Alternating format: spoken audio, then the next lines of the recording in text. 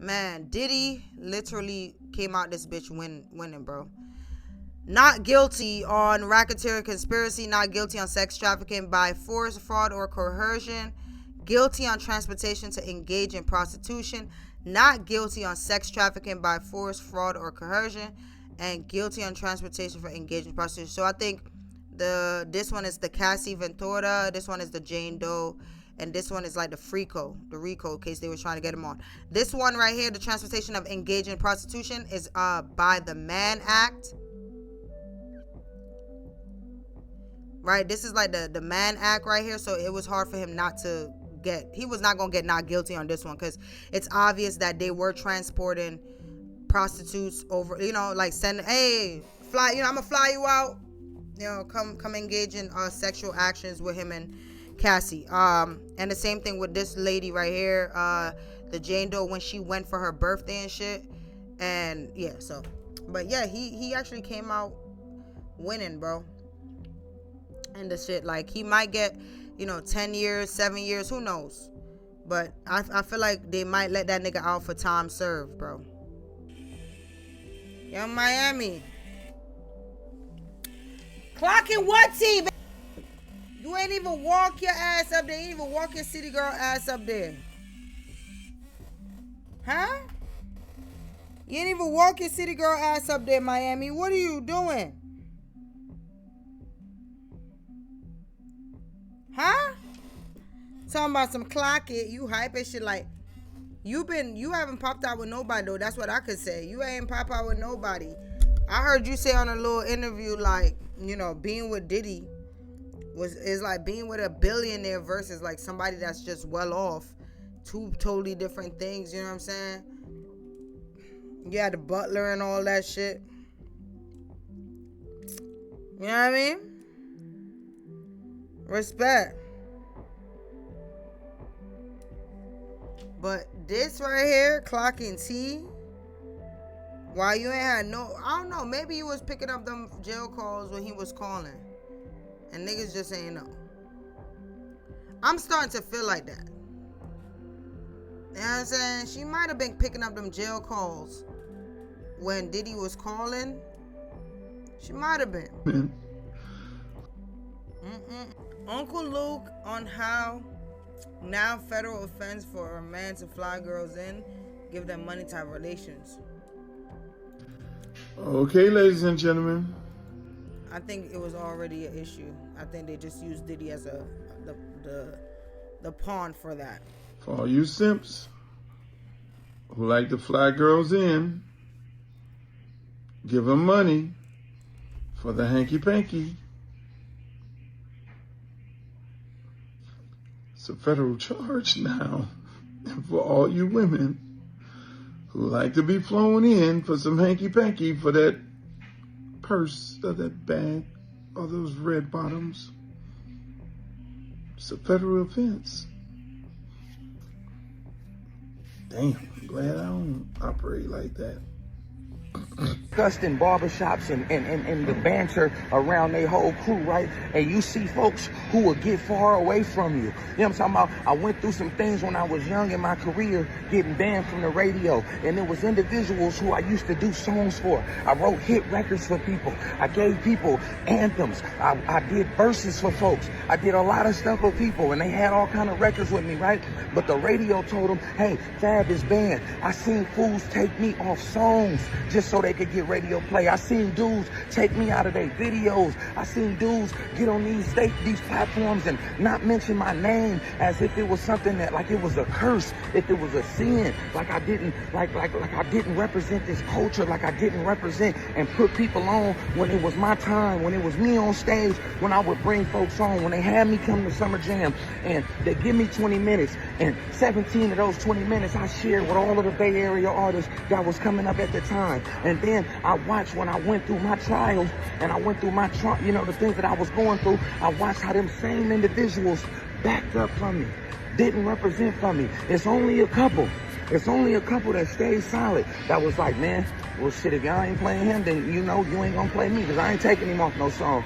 I give a big shout out to Band-Aid. I give a big shout out to a couple other individuals that didn't do that. But it was a majority of y'all. Some of y'all representatives, some of y'all spokesmen, they went quiet. Watch how people go quiet when you're going through your turmoil. Watch how people go. They get silent.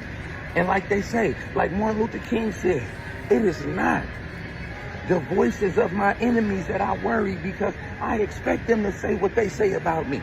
But it is the silence of the people that call themselves my friends that won't say nothing in my defense, that won't come forward because they afraid that everything that's on me gonna get put on them. Them ain't really your friends.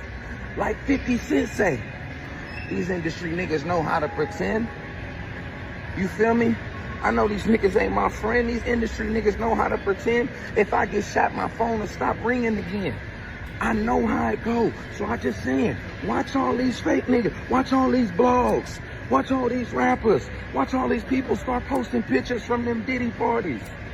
Watch. I'm just telling y'all, man. And let this be a lesson. Let this be a lesson to any victims that may have been, hurt doing whatever allegations, to anybody that really had to suffer or endure some of the, the repercussions of the antics or whatever this man was accused of. May condolences go to their families.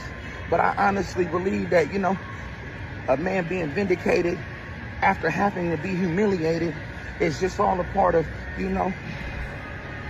the powers that be.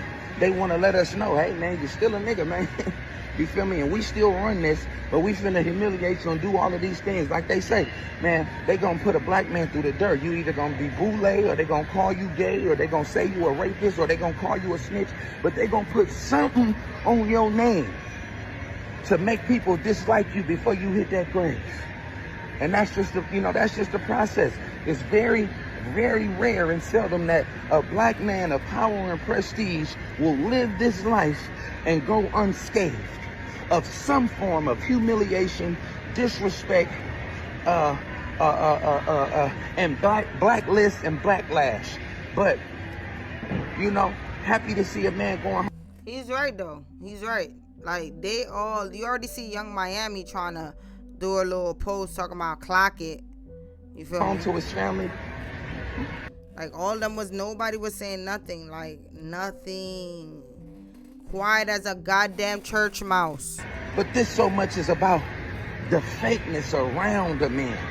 How your support system dwindles. How we watch this man give people hit records for decades.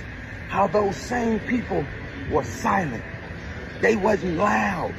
And if they did defend them, they did it very quietly. And like I say, man, you got to just be mindful of that, man, because a lot of these people don't be your friends, man. A lot of these people can't wait till some bad stuff come out on you so they could join the party. A lot of these people can't wait till somebody hate on you so they could join the party. So they could say, man, I never liked that nigga, man. I'm glad I ain't the only one that feel like that. They can't wait, man. They can't wait to see you fall down. Not only can they wait to see you fall down, they gonna film you falling. And they gonna laugh at you. Can't never laugh at nobody, man, that's down on their luck and kicking them down, man, and doing stuff like that, man, because, hey, I don't wish that on my worst enemy, man. But just imagine, these folks that's calling you their friends, they don't fuck with you like that. Here, just make a note of it. Nah, it's a fact. And it's like, I even thought about it the other day. I was like, damn, like, Diddy's like grown as hell, bro. And he's still dealing with shit that like we learn as teenagers. We learn as young adults. You know what I'm saying? Don't matter when. It's like you're always gonna learn that, when shit gets tough, it's only the real motherfuckers that's gonna hold you up. And that's just what it is, bro. Like that Diddy situation, man.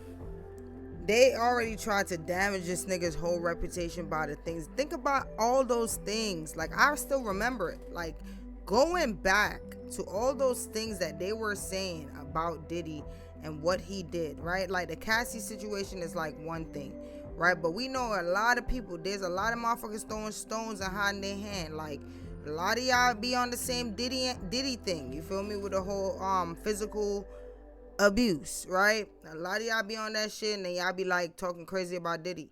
But then they try to put him in the R. Kelly category, started to throw kids accusation on bro. Like, and it got to the point where nigga, he was like, oh nah, like if they were trying to do it to Jay-Z too, they got away with Diddy successfully, so they tried to do it to Jay-Z. Jay-Z went and did his research and was like, fuck no.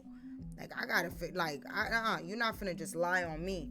And that's the only reason that 13-year-old reputation with the whole Diddy and Jay-Z thing, because Jay-Z fought that shit. So it indirectly helped Puff in his case, because it was like, oh shit, like, oh, that girl was probably lying, like, you know what I'm saying? But at the end of the day, prostitution is an easy way out, right? When you were fucking facing life, 1.5, 2 years, even 10.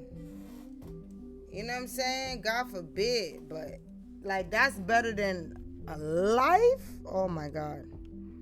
You gotta look and wait for a goddamn partner, a partner like this Jamaica